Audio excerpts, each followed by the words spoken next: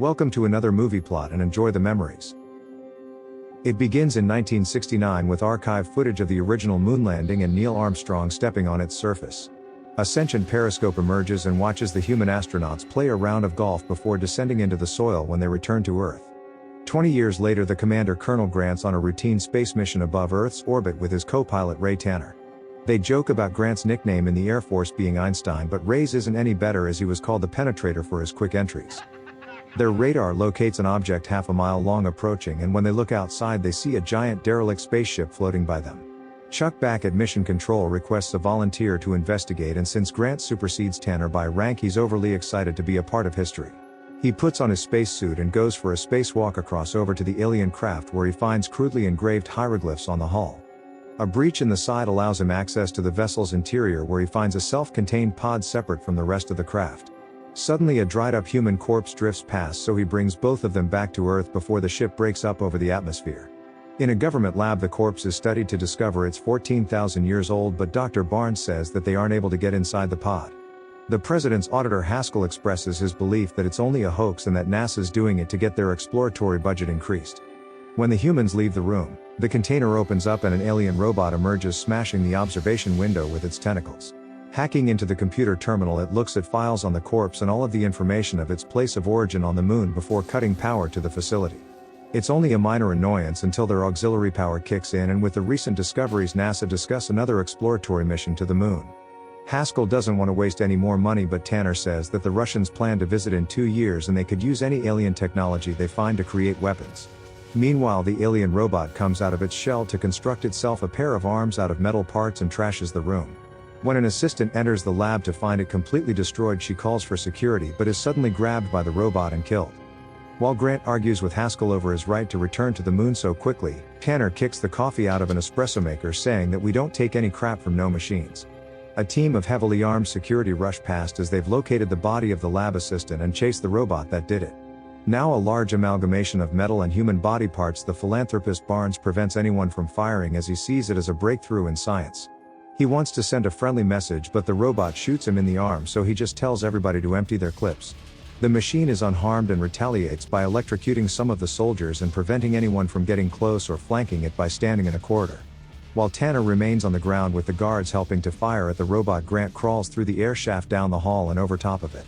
From directly above, he pumps it in the head with a shotgun and it explodes into pieces, earning the astronaut command of any future space mission that he wants.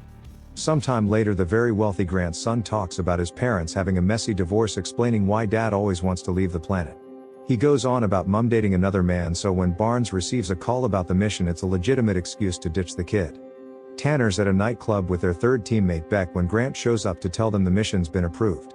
He begins to second guess their capabilities when seeing their childish antics, but we don't see any of the trip anyway and cut straight to them on the moon. The pair comb the surface for any signs of alien life, and it's only now does Ray voice his concern about not being prepared to face down a killer robot all by themselves. They still boldly trek on with their little buggy, but as they leave their landing shuttle unattended, another robot appears from the soil. It approaches the vehicle to inspect it, then, just like the wrong neighborhood on Earth, begins stripping the shuttle for parts. The astronauts cross the surface in their buggy while chatting with Beck over the radio, who remains of no use to the story and sits in space for the entire thing. He does get to use the phrase "dead ahead" before the vehicle gets stuck in the sand, so the pair jump out and crawl up a steep incline to peek over. They spot a large alien base with a green light on top, kind of hard to miss from space, but we've somehow managed to do it for the last 20 years. Outside, buried in the sand, is a human skeleton, so Grant retrieves their standard issue NASA space guns and they enter cautiously.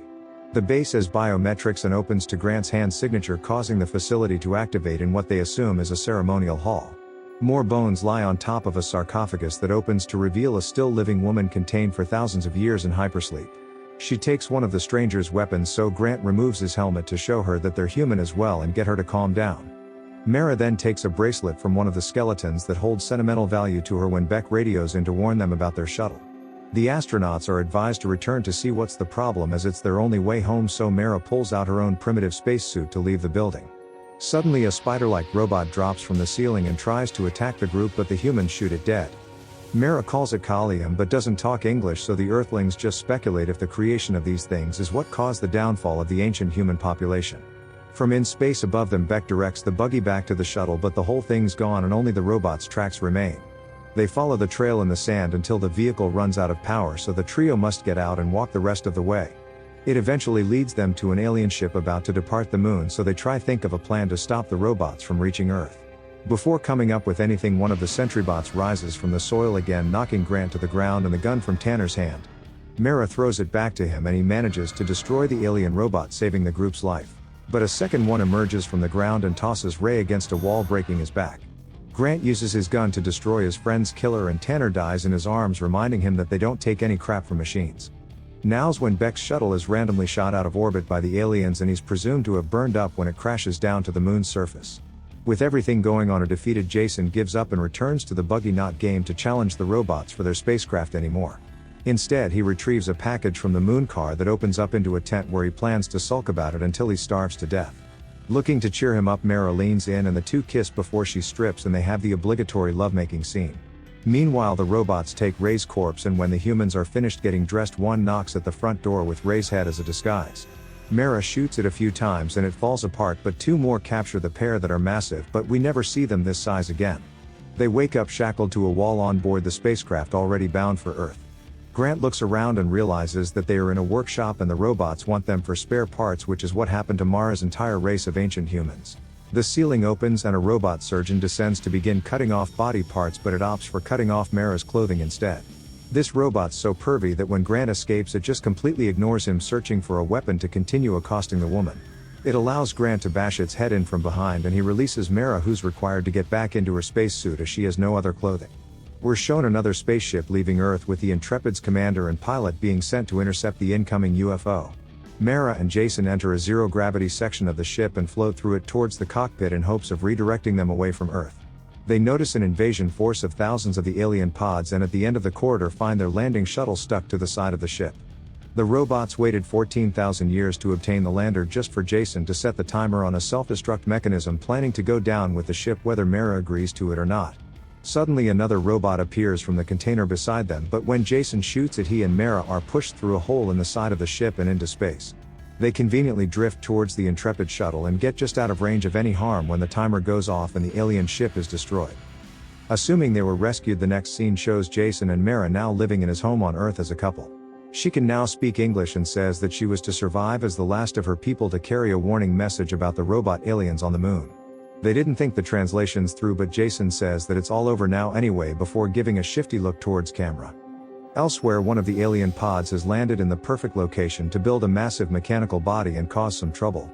While credits roll, a phone call from Grant to NASA has him worried about the possibility of debris that may have fallen to Earth in the aftermath of the events. The official on the other end assures us that anything would have incinerated upon entry and there's nothing at all to worry about. And the movie ends.